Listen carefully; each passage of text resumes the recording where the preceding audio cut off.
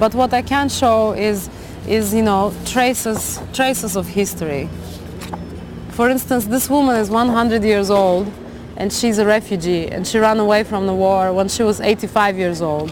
And I think in her face you can show the traces of history.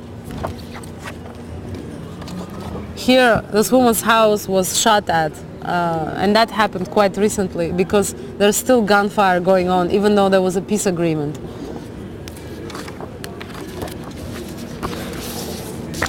This is a building where refugees live, and they live in a skeleton of a building. It's not a real building, it's unfinished.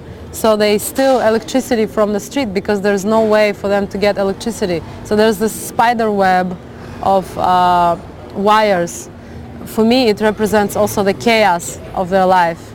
J'aime montrer des images métaphoriques, j'aime montrer la lutte de mon peuple à travers mes photos. My relationship with my country, I think it's a very passionate love affair with many problems and many good things. And I think le rapport avec mon pays peut être considéré comme une histoire d'amour très passionnelle. Beaucoup de problèmes en même temps, beaucoup de bonnes choses en ressortent. Pendant très longtemps, j'ai voulu quitter mon pays car pendant le régime soviétique, ma famille vivait dans des conditions très très difficiles. Après l'effondrement, ça a été encore pire. Quand mon pays est devenu indépendant, la vie à Bakou était très compliquée. Je n'étais pas heureuse, je n'approuvais pas la politique adoptée par le gouvernement de mon pays. Et quand j'ai commencé à gagner de l'argent, à travailler, à devenir indépendante, c'est là que j'ai pris la décision consciente de devenir photographe et de prendre des photos de Bakou. Tout à coup, my attitude changed. I no longer wanted to leave because I felt like there was some kind of purpose for me to be there and to document all these changes. And it wasn't just the purpose, it was something I liked to do. It was something that I couldn't live without. Every day I felt like I wanted to do it, and it gave me an enormous amount of pleasure. I mean, it's like I finally found the job I liked, So I changed my mind, and now it's very hard for me to even think about leaving because ma vie à Bakou, ma vie en Azerbaïdjan avait un sens. Je voulais y rester et c'est là que j'ai commencé à y prendre du plaisir, à faire véritablement le travail qui me donnait de la satisfaction. Et maintenant, je ne pourrai pas quitter mon pays car j'ai tellement de projets dans lesquels je suis impliquée. C'est très enrichissant pour moi. Je crois que n'importe quel individu sensible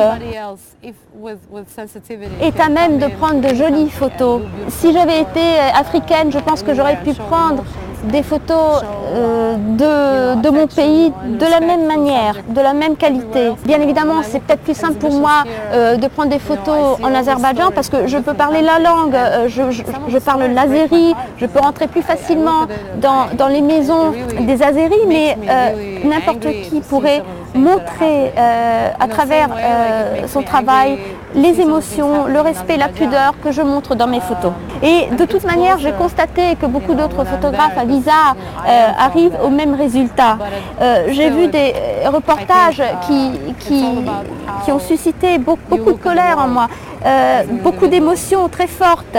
Bien évidemment, je suis particulièrement attachée à mon pays, mais je ne considère pas que la nationalité soit déterminante dans la façon dont on prend des photos. Comment savoir ce qui va se passer dans ma vie et dans mon pays? Chaque jour est différent en Azerbaïdjan. It's gonna be good. Another day I feel, oh no, It's very, very difficult to say right now. What I definitely know is that it's very challenging. I think there has been for example, there has been some irreparable damage that happened already to my city, my home city of Baku. I think you cannot get rid of all these houses. They're there. and they're sucking the blood of the city. I feel that every day. And I think that's also an irreparable damage on the psychology of my people, also the war. You know. Mon avenir est l'avenir de mon pays. Chaque jour nous réserve des surprises. Il y a de bonnes journées, de mauvaises journées. Tout ce que je peux dire, c'est que c'est un véritable challenge. Mais il est vrai que Bakou a été bouleversé par les changements, par l'immobilier sauvage qui a complètement abîmé l'esprit de cette ville, sans parler des séquelles psychologiques sur la population. Tout le monde a été touché par la guerre. Il la porte encore en eux cette guerre. Même leurs enfants, même les nouvelles générations qui sont nées après l'effondrement de l'Union soviétique sont des victimes de la guerre, tout compte fait. À l'école, on leur apprend ce qui était la guerre, ce qu'elle a apporté. Donc ce genre de retombées va sûrement avoir un impact sur les futures générations. Et j'espère évidemment que les choses vont changer, que la vie des citoyens va changer pour le mieux dans l'avenir. Tout ce que je peux dire en ce qui me concerne, c'est que j'ai eu énormément de chance dans ma vie. En particulier, cette dernière année a été très fructueuse. J'ai pu travailler comme je l'entendais. Je continuerai de faire mieux, mais je ne sais pas ce que l'avenir me réserve.